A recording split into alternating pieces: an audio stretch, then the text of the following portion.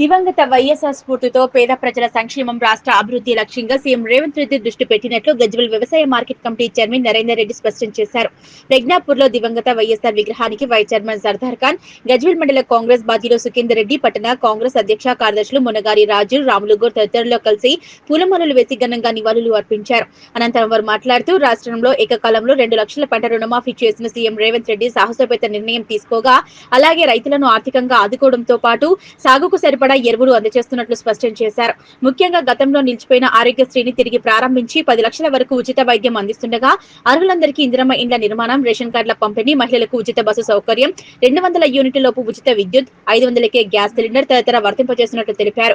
గత ప్రభుత్వం రాష్ట్ర ఖజానాను దివాలా తీయించినప్పటికీ అభివృద్ధిని పరుగులు పెట్టిస్తూ ప్రజల మన్ననలు పొందుతున్నట్లు తెలిపారు. కేసీఆర్ కుటుంబం రాష్ట్రాన్ని అందినంత దోచుకోగా రాష్ట్ర నిధులు గత ప్రభుత్వం అప్పులు వడ్డీలకే సరిపోతున్నట్లు ఎద్దేవా చేశారు. అయినప్పటికీ ఇచ్చిన హామీని ఒక్కొక్కటిగా అమలు చేస్తూ దేశంలోని తెలంగాణ రాష్ట్రాన్ని ఆదర్శంగా తీర్చిదిద్దుతున్న ఘనత సీఎం రేవంత్ రెడ్డి సారథ్యంలోని కాంగ్రెస్ ప్రభుత్వానికి దక్కిందన్నారు. ఈ కార్యక్రమంలో ఏఎంసీ డైరెక్టర్ కర్ణాకర్ రెడ్డి, వాహిద్, నర్సాగౌడ్, యాదగిరి, కొండపోచమ్మ దేవాలయం డైరెక్టర్ గుండు లక్ష్మణ్, డీసీసీబీ మాజీ డైరెక్టర్ కుంట్ల లక్ష్మారెడ్డి, మజీద్ కమిటీ అధ్యక్షులు మతీన్, యూత్ కాంగ్రెస్ నియోజకవర్గ అధ్యక్షులు ఆజాద్, జిల్లా ప్రధాన కార్యదర్శి డప్పు గణేష్, ముఖ్య కాంగ్రెస్ సీనియర్ నాయకులు గాడిపల్లి శ్రీనివాస్, నక్కా రేగొండగౌడ్, శివారెడ్డి, రమేష్ గౌడ్, జహీర్, అమరేందర్, ఓడెం సారిగా శ్రీనివాస్ రెడ్డి, జహంగీర్, ఆంజనేయులు, మల్లారెడ్డి, ప్రేమ్ కుమార్, కొండలరెడ్డి, కప్ప భాస్కర్, ఎండి షరీఫ్, పేరిక నాగరాజు, వెంకట్ గౌడ్, వేణుగోపాల్, హుస్సేన్, సుఖం సురేష్, అరుణ్ కుమార్, శ్రవణ్ మరియు భారీ సంఖ్యలో కాంగ్రెస్ కార్యకర్తలు పాల్గొన్నారు.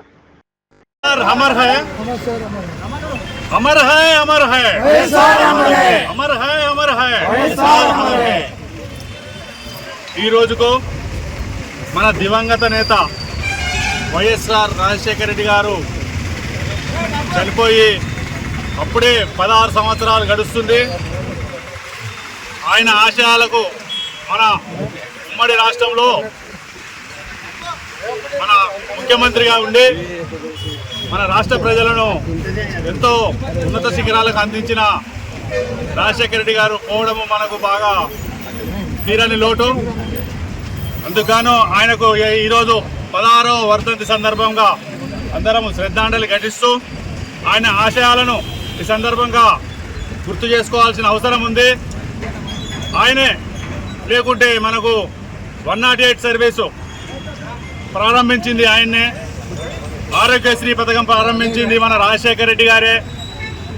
అలాగే ప్రతి ఒక్కరికి స్త్రీలకు కానీ ఎలాంటి ఉపాధి హామీ పథకంలో కానీ రాజశేఖర రెడ్డి గారి ఆశయాలను మనము ఇప్పుడు కూడా తిరిగి ఆ రోజు ఆయన ఉన్నప్పుడే రేషన్ కార్డు పంపిణీ చేయడం జరిగింది.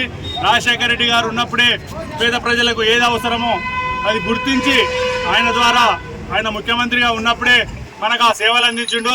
తిరిగి ఈ మధ్యకాలంలో సరే వేరే గవర్నమెంట్ వాళ్ళండి మనం తెలంగాణ ఏర్పడ్డాక కూడా మనం చేసుకుందామంటే కూడా చేయలేని పరిస్థితిలో ఉండే.